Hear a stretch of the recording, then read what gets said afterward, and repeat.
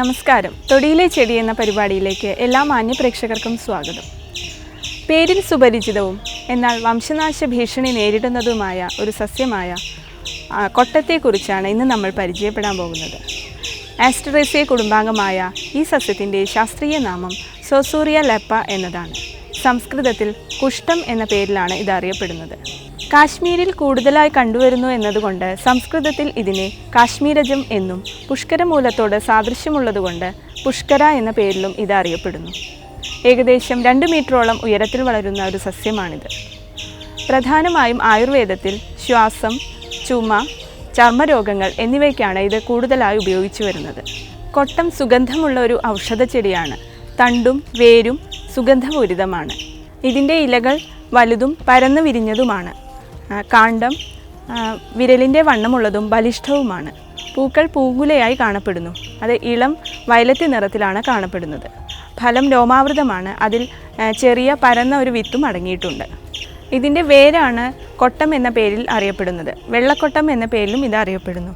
വേരിൽ തീക്ഷ്ണഗന്ധമുള്ള ഒരു തൈലവും അടങ്ങിയിട്ടുണ്ട്. വേരാണ് ഇതിൻ്റെ പ്രധാനമായ ഔഷധയോഗ്യ ഭാഗം.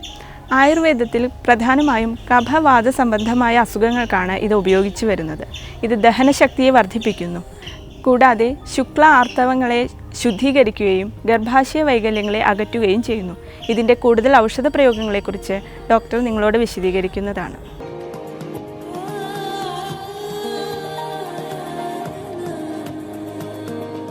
ഈ കൊട്ടം സാമാന്യമായിട്ട് ഉപയോഗിക്കുന്ന ഒരു ചെടിയാണ്. അത് ഒറ്റയ്ക്ക് ഉപയോഗിക്കാൻ കൂടുതൽ കോമ്പൗണ്ടായിട്ട് ഉപയോഗിക്കും. കൊട്ടൻ ചുക്കാതി തൈലം, കൊട്ടൻ തകരാതി ലേപം, ഇങ്ങനെ കുറേ അനവധി കോമ്പൗണ്ടുകൾ നമ്മൾ ആയുർവേദത്തിൽ ഇതുകൊണ്ട് ഉപയോഗിക്കുന്നുണ്ട്. ഇതിൻ്റെ ഒരു ഒറ്റമൂലി ഉപയോഗം പറയുകയാണെങ്കിൽ ഇത് നേരെ കഷായം വെച്ചിട്ട് ലേശം നെയ്യ് ചേർത്ത് കഴിച്ചാൽ ഈ ശുക്ലധാതുവിൻ്റെ ശുദ്ധീകരണം എന്ന് പറയും. അതായത് ഈ സെമനാലിസിലെ പസ് സെൽസ് കാണുക, അങ്ങനെ ശുക്ലം പൂർണ്ണ വളർച്ച എത്താതിരിക്കുക, അതിലൊക്കെ ഇതിൻ്റെ കഷായം ചേർത്ത് ചില നെയ്യ് ചേർത്ത് മേപ്പടി ചേർത്ത് കൊടുക്കും. അതുപോലെ തന്നെ ഈ ആർത്തവശുദ്ധിക്ക്, ബീജശുദ്ധിക്കും ഇതിൻ്റെ കഷായം വെച്ച് കൊടുക്കും. പിന്നെ ഇതിൻ്റെ ഈ ബാഹ്യമായിട്ട് ധാരാളം ഉപയോഗിക്കുന്നത്, അതായത് ഈ മേലെ ചൊറിച്ചിലൊക്കെ വരുമ്പോൾ, ഈ അലർജി അങ്ങനെ ചൊറിച്ചിലൊക്കെ വരുമ്പോൾ ഇത് കഷായം വെച്ച് മേലെ അങ്ങോട്ട് കഴുകി കഴിഞ്ഞ് കഴിഞ്ഞാൽ ചൊറിച്ചിൽ പെട്ടെന്ന് മാറും.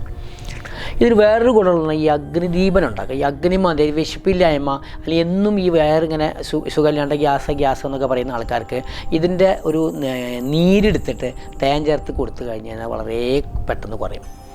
പിന്നെ ഇതിന് വേദന ശമനം, അതായത് വേദന ഉണ്ടെങ്കിൽ ഇതിട്ടിട്ട് കുറച്ചൊരു എണ്ണ മൂപ്പിച്ച് തേച്ച് കഴിഞ്ഞാൽ തൽക്കാലത്തേക്ക് വേദന ശമിക്കുന്നതായിട്ട് കാണുന്നുണ്ട്.